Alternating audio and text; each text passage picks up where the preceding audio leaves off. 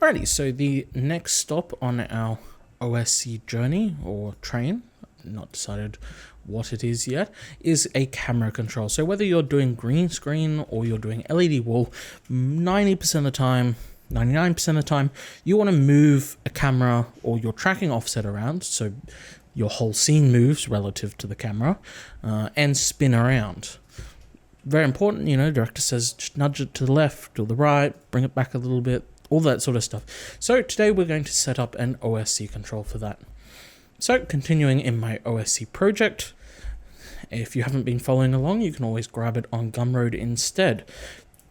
Now we're using Open Stage Control, and I've set up some camera controls here. So we're using the encoder like we did for the sky to spin the camera around, and I have an XY pad just here for the camera control.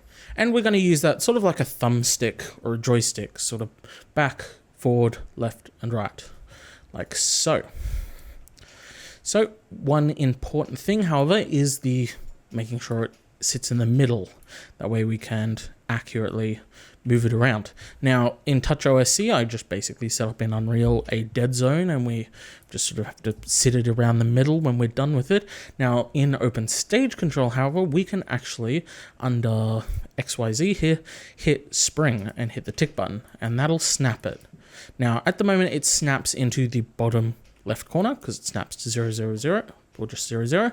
So we need to make a few changes here. First of all, I'm going to set the range from -1 to +1 in here and in here. Alrighty, so what that means is 0 will be our center now, and then +1 moves forward, -1 moves back, etc, etc. Now it still snaps into the bottom left, that's okay. What I'm going to do is under value here, we have the default value. Now we need to set the default to 0. I don't actually know what it's set to default at the moment. So what I'm going to do is use these square brackets. So not the squiggly line ones, but just the square ones. And then I'm going to hit 0, 0. So we're making an array and saying the default is an array of 0, 0. Now if I grab it and let go, it's going to snap in the center here. So now I can pull back, push forward, left, and right. The encoder just spins left and right. Perfect. So jumping back into Unreal, usually how you would set this up, or how I've set it up, is we'd grab a camera, here we go, cine camera, and then you'd grab an empty, so not a character, but basic actor, there we go, and then you'd just sort of parent the camera to the actor in the outliner here, and then as we need to, we move the actor around, and that will move the camera around, but the tracking will still stay relative because essentially this is our new 0 point. This is how I've done it with OptiTrack, this is how I've done it with the Vive, and this is also how Stipe works. Stipe's a little more complicated because you go into the camera in here and choose it. However, at the end of the day, you're still parenting it to an empty, so works the exact same. So what we're going to do is we're actually going to replace that empty with a blueprint. So instead of parenting the camera to the empty, we'll be parenting to the blueprint, and the blueprint is the thing that'll move around. So go ahead and create a new blueprint. I'm going to go actor, and I'm going to call it BP_camera offset, like so, and open it up. Alright, in our event graph, I'm going to head and delete all this because we don't need it. I'm also then going to go to class settings, and under inherited interface, I'm going to search for our interface we've been using this whole time, BPI OSC control interface. What I'm also going to do in the viewport is add an arrow component. This is just so I can tell which direction is forward. Very useful, these arrows. Alright, so in the event graph, I'm going to hit compile so we get our interface settings, and I'm going to call OSC message, I think we called it OSC message. Yep, and at the very top, add event OSC message. So as before, this is the thing that gets triggered when our interface sort of distributes our OSC commands. So I'm going to promote this to a variable like so. Just going to leave it like that. I'm then going to convert this to a, or I'm going, sorry, not convert, I'm going to get OSC message address. And then I'm going to convert that to a string. Compile and save. What we're going to do is we're going to create two public variables. So make them both public, make them both strings here, and then I'm going to call one our, here we go. Oh, whoop. Let's try again, rename. One is going to be our movement address, and then the other is going to be our rotation address. Rotation address. Like so. Going to drag out references. Remember, holding down Control automatically gets you a get. Going to drag out a full path. I'm going to hit equals 3 times to get an exactly string. I'm going to duplicate it. And then I'm going to plug first our rotation address and then our movement address into here. Going to make 2 branches like so. First with our rotation and then secondly with our movement. False into there. Perfect. So we're going to receive an OSC message. We're going to set it as a variable so we can refer to it later. We're going to get the address it's intended for, convert it to a string, check if that address is this blueprint's address. If it is, we're going to trigger true here and trigger true here. Now, I'm going to create some custom events just to keep things neat and tidy. I'm going to start with rotate actor, or update rotation actually. Rotation, simply to follow along with our naming conventions from before, and then I'm going to, oops, custom event, and I'm going to call this one update movement. Or update location makes more sense actually. Alrighty, for the first branch is rotation, so I'm going to call it update rotation, and then the second branch is update location. Doesn't actually matter what order these branches are in because a branch is a branch. It's true or false. It's going to work either way. So rotation is going to be the easier one to do, and that's simply because, as we spin this around, it's always sending the value. Send. The problem with location is going to be we drag it to the bottom. We want it to keep moving, but we stop sending values. So rotation is easy. We're going to grab message contents like so. I'm going to get float at index like so.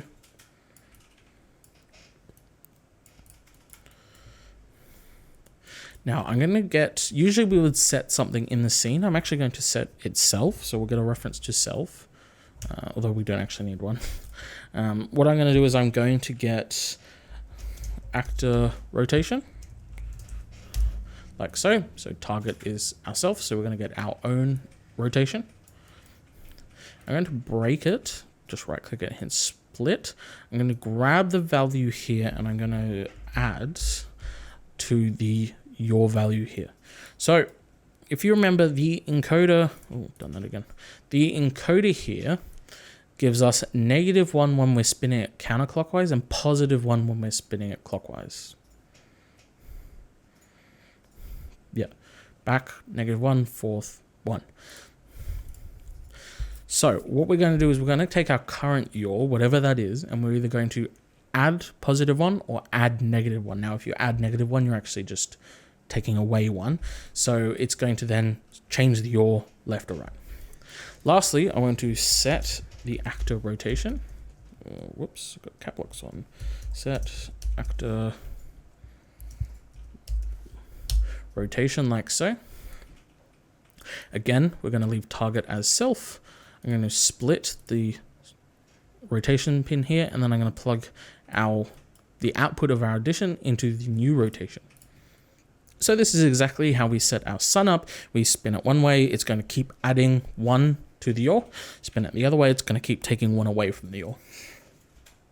What we get in the end is our actor spins left and spins right. Now the location is a little trickier because, like we said, this only fires once and we actually want to fire it multiple times. So what I'm going to do is I'm going to save these values out as variables and run it on event tick. So I'm going to start by getting message contents. Then I'm going to go ahead and grab or get, floats.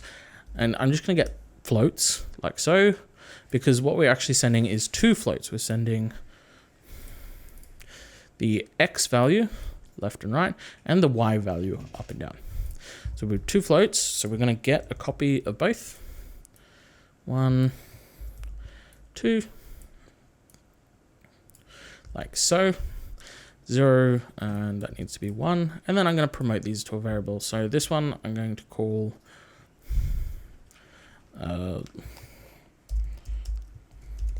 left, right, and then this one I'm going to call up, down, or forward, back. I'm going to go ahead and save these out, or plug these in, sorry. All right. So next, or the last thing we need to do is grab an event tick. Probably shouldn't have deleted it before, but anyway, grab the event tick. Then what I'm going to do is I'm going to get the actor location this time, like so. I'm going to split these out. I'm going to get our left, right. You know what? Let's name this x-axis and y-axis. I've changed my mind on that. So we're going to get a copy, or we're going to get our x and y axes. Then I'm going to add them. So grab and add. I'm going to plug x into x and y into y. Like so. Then lastly, I just need a set actor location. Plug that into there. And split that, and now we can plug x into x and y into y. So exactly what is happening before. So when we set this to say +1 on the y-axis, it's going to trigger this event, which is going to save this as +1. Then on the event tick, which gets called constantly, bang, bang, bang, bang, bang, it's going to go y-axis plus is 1 now instead of 0. So we're going to add 1 to the y-axis and set our new location as that. Now, when I let this go, this jumps back to 0, which will then send 0 to everything, which means these values will send back to 0 and it'll stop moving. Pretty straightforward. What I'm going to do is I'm just going to untick hidden in game, and I'm also on our camera going to do the same. Now this, there we go.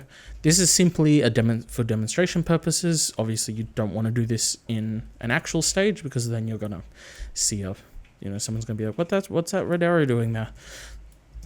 Don't want that. Alrighty. So I'm going to go ahead and turn real time off. I'm going to put it, I think I always put it on that side of the screen. And I'm going to hit play. So we can see both our camera and our arrow here. And I've yet again forgotten to set the address values here every time. So this one's xy_1, so /xy_1, and then this encoder is encoder_1. All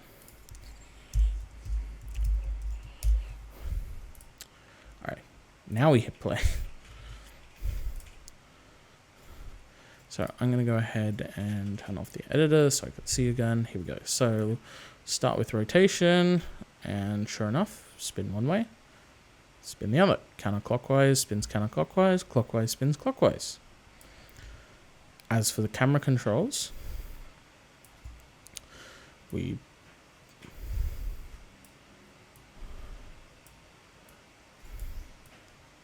it's working just in the wrong direction. So I have clearly gotten my X and Y axes around the wrong way. So that, flip those two around, and let's try that again. Play. There we go. Back, forward, left, camera right. Spin around. Awesome. So one thing I do want to do, just quickly, is I feel as though it's spinning around too quickly. You want sort of finer adjustments there. So what I'm going to do is I'm going to simply add on the value here. I'm going to add a multiply first. and I'm going to multiply it by half, which is the same as dividing by 2, but a bit safer and faster for computers to calculate it. And then I'm going to plug it into the adder. And so this should just halve the speed that we are spinning around in. Which, yeah, that feels a bit slower.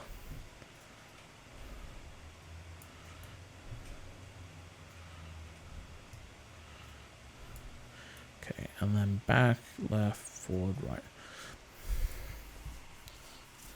So one thing to note is our values here for left, right, back, forward are relative to the world axis, not the camera axis. So if I spin the camera back this way, then that is in fact back and that is in fact forward. But when we spin the camera this way, now it's sort of left and right. And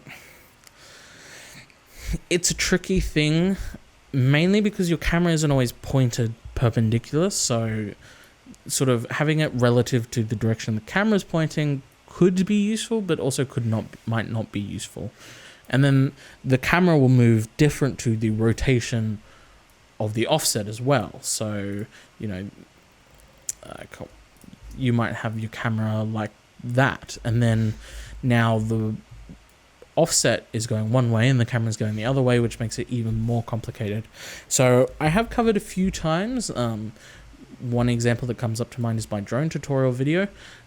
If you want to have a look at how to make it set up, basically you just would grab a copy of the camera and then you would get forward vector for, there we go, get forward vector, and then you would like multiply it by, or sort of multiply the output by the x-axis, etc., etc. And that is one way of making it so it's relative to the camera. Again, check out the drone tutorial video if that is something you want to try and tackle. However, I often find that it's just not worth it in a stage because it gets pretty hectic and you just make yourself even more confused.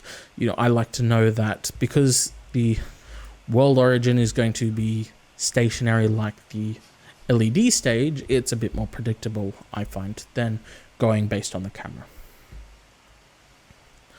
So thanks for watching, guys. I will be adding actual little values that you can type in here, so you could write them down if you find a good one, or manually type ones in and send it instead in a future tutorial. So don't worry about that if that's what you're thinking. But thank you for watching, and I'll see you later.